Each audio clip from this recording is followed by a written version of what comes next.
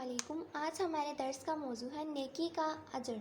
اگر کوئی شخص نیکی کا ارادہ کرتا ہے اور اسے عمل کا لباس نہیں پہنا سکتا تو اس کے نامہ اعمال میں ایک نیکی کا ثواب درج کیا جاتا ہے۔ اگر ارادے کے بعد عملاً نیکی کر لیتا ہے تو اس کے نامہ اعمال میں 10 نیکیوں کا ثواب درج کیا جاتا ہے۔ یہ ادنیٰ درجہ ہے۔ یہ ثواب 700 گنا تک بلکہ اس سے بھی کئی گنا زیادہ تک ہو سکتا ہے۔ اس کا اعتبار خلوص نیت، خضوع و خشوع اور حسن عمل کا ہے، کیونکہ اگر ہم ایک ہی کام کو، میں آپ کو پہلے بھی بتا چکی ہوں کہ زیادہ سے زیادہ اچھی نیتوں کے ساتھ کریں گے تو اس کا ثواب بھی بڑھتا چلا جائے گا، کیونکہ اللہ تعالیٰ کی نظر مومن کے دل و دماغ پر ہوتی ہے۔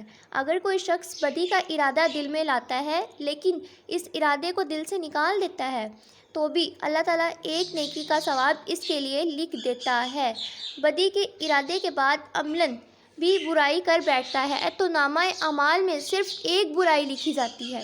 یہ اللہ تعالیٰ کی بے حساب رحمت اور مہربانی کا نتیجہ ہے کہ برائی صرف عمل کرنے پر ہی لکھی جاتی ہے، جبکہ نیکی صرف ارادہ کرنے سے ہی لکھ لی جاتی ہے۔ یہ اللہ تعالیٰ کا بندوں پر خصوصی احسان ہے۔